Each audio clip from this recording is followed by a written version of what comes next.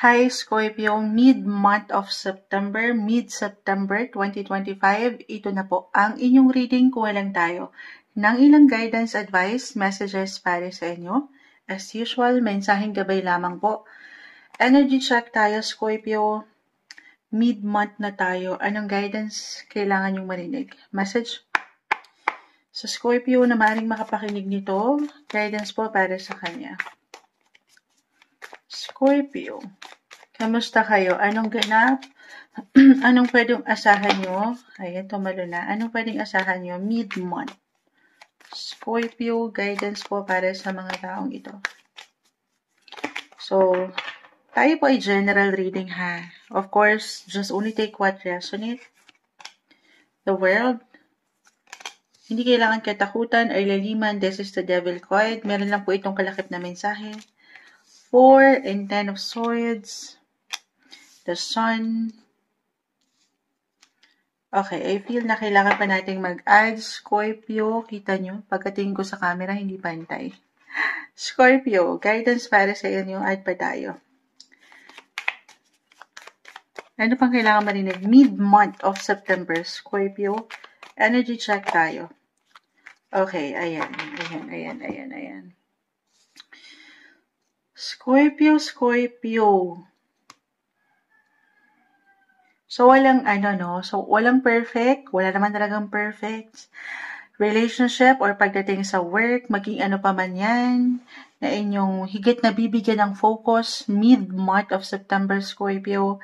Physically, mentally, emotionally, may ilang imbalances ako nakikita. Ito yun, alin yun? The devil card. Of course, ito yung ilang unhealthy na hindi na nakakapag-ambag ng something positive sa inyong buhay. So, do some reflection sa part na ito. Yun lang naman na. Pero along with your other cards, maaaring ito i-attach po sa inyo mismo. Kung sino kayo. I mean, physically, again, mentally, emotionally, hindi isang medical advisor si Moonchild. Simpleng card reader lang tayo. Pero, check nyo rin ha, ang inyong mga sarili. Baka meron kayong, halimbawa, may pagkasobra na dyan. Saan? Katulad ni Moonchild, nakapangatlong kape na ata tayo. Sobra na sa kape. Yung ganun lang. Maaring may pag-angat ng ilang certain unhealthy approach nyo when it comes to your health. Physically, mentally, emotionally, or nakukulangan na sa tulog, or dalawa lang naman yan. It's either meron nasusobrahan or nakukulangan. So, check nyo rin at pakiramdaman ang inyong mga katawan. Of course, sa part na yan, kayo pong higit na makapagsasabi. Okay, ini-encourage kayo ng baraha to do some self-check. Check in sa inyong mga health. Okay, priority. And I see here, ito guys, iba-iba tayo ng atake dito. Hakita nyo, 10 of Swords, may 10 espada na nakadagan sa kanya. This is something may hugot for some of you. So, pahinga lang din, recharge, listen to your body, physically, mentally, or even spiritually. Yung connection mo pagdating sa yung faith, maging ano pa man po ang inyong religion.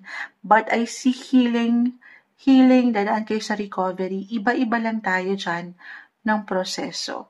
Pahintulutan nyo po sana ito. Okay, do some reflection. Ayan, i-reconnect kayo doon sa kung ano yung kayo, yung healthy version na isang Scorpio.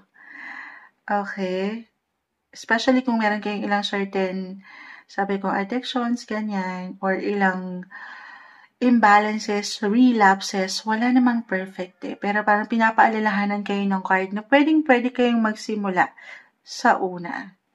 Ulit, for some of you, you could try one more time sa buhay. Paangatin lang yung energy. The sun is here. Be positive. Alam ko madaling sabihin, mahirap gawin, but you have to stay optimistic.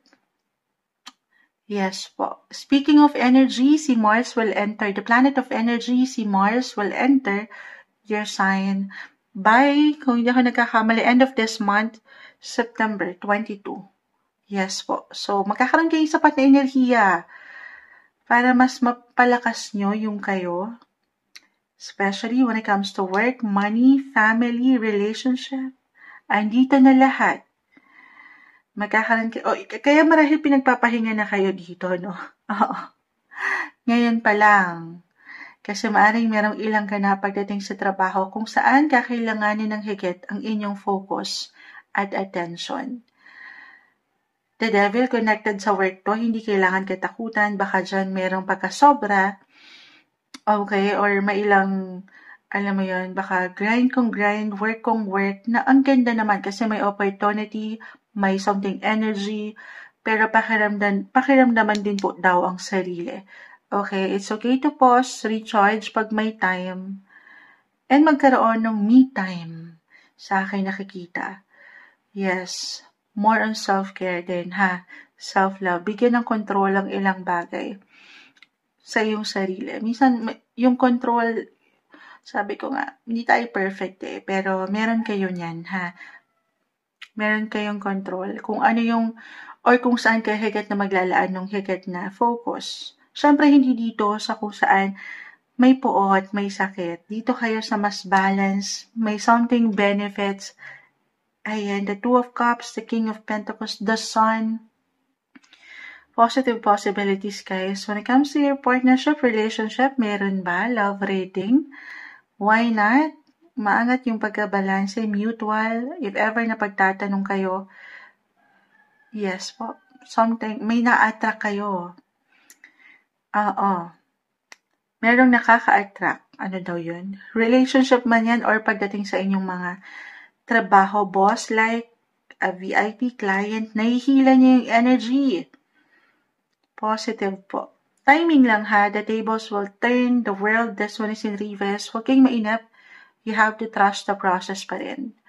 Okay? At yung hostisya, yung justice, yung celebration, meron guys. Meron po. Pagkatiwalaan lang at huwag mainip. And of course, iiwas daw dito sa ilang, ayan, yung una ko nang na-mention, unhealthy patterns, unhealthy approach nyo, kayo na mismo, piliin nyo, okay? Piliin nyo, una't huli, kung saan kayo higit na pwedeng lumakas. Lumakas. Yes naman. I see na may mga magandang posibilidad, especially work-wise po. Work-wise, may development. Or pagdating sa love, nade-develop na. Maraming chances na napakaganda. Stay optimistic, have fun then, enjoy. Deserve nyo yan. Ito yung umaangat na guidance, advice, message na marahil kailangan yung marinig. Mid-month of September 2025, Scorpio.